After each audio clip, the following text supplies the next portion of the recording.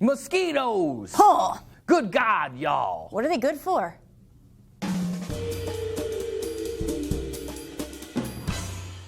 Hello, mosquitoes. Trace here for D-News, and Natalia Reagan is back. Hey. Natalia, how do you feel about mosquitoes? They totally suck. And they're the deadliest animal in the world, with at least 1 million people dying a year from mosquito-borne illnesses. We are all literally itching for a solution to these flying, biting, annoying little disease-spreading insect jerk faces. But to be honest, other than their bite, most people don't know that much about them. There are 3,500 different species of mosquito in the world, and they're on every continent, in every habitat. They've evolved alongside us for 100 million years, and they bite humans, but also tons of other animals. The females are the bitey ones, but most species actually just ignore humans outright. Mosquitoes are active year-round in warmer regions, and they lay their eggs in the fall in colder regions so that they can hatch in the spring. Mosquito eggs have to be laid in stagnant water because of the 3-step maturation process. That's why you might associate stagnant bogs and ponds with mosquitoes. The larvae, which is the first thing that comes out after the eggs hatch, live in water, eating microorganisms and algae. Then they grow into a pupa that also lives in the water until that starts a metamorphosis, which is like a butterfly,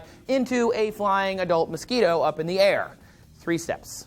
Yep. Those adults then go on to spread diseases and cause those annoying, itchy bites. Ugh. So let's try for a moment to imagine a world without mosquitoes. No malaria, no yellow fever, no dengue fever, no bot flies. A world without mosquitoes sounds like it doesn't suck.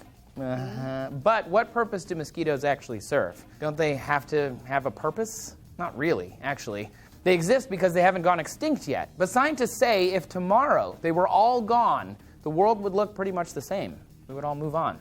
Because of the economic problems that come with treating the 200 million people who get malaria every year from mosquitoes, not to mention the other diseases, people are intent on wiping them out. But honestly, we're just not that good at it yet. It's like what Ian Malcolm said in Jurassic Park. Scientists are so preoccupied with whether or not they could, they didn't stop to think if they should. So before we completely badmouth these vampires cloaked in exoskeletons, let's look at how mosquitoes provide some ecosystem services. Mosquitoes in all stages of life serve as food for bats, birds, fishes, frogs, turtles, dragonflies, damselflies, spiders, and other mosquitoes, to name just a few. In the Arctic, there are swarms of mosquitoes so thick that they are said to turn the sky dark. And some researchers say that migratory birds would stop heading to the Arctic if this buffet of bloodsuckers disappeared. In the scientific community, we can now gather mosquitoes from an area, extract the blood from its gut, sequence the DNA to see what or who was its last meal, and then we can determine what animals live in the region. Like a bloody census. That's pretty awesome.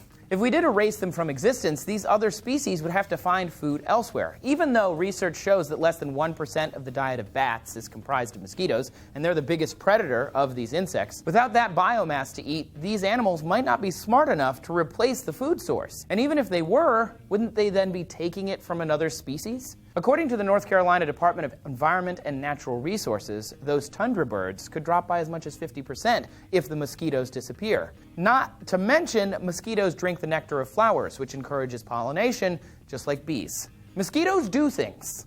I mean, sorta. Sure. Even so, scientists in parts of North America and Africa are moving forward with plans to annihilate mosquitoes by releasing genetically modified super sexy males, using chemical pesticides or insecticide-treated bug nets to destroy them. I kind of feel bad for the mosquito now, you know? I mean, I feel worse about people with mosquito-borne illnesses like dengue fever or malaria. I mean, that's way worse. But the mosquito isn't really to blame, you know? It's just doing a thing. I know, right? It's just nature being nature. Hopefully we can find a solution that lets them go on living, like infecting them with a bacteria that stops them from spreading the dengue virus.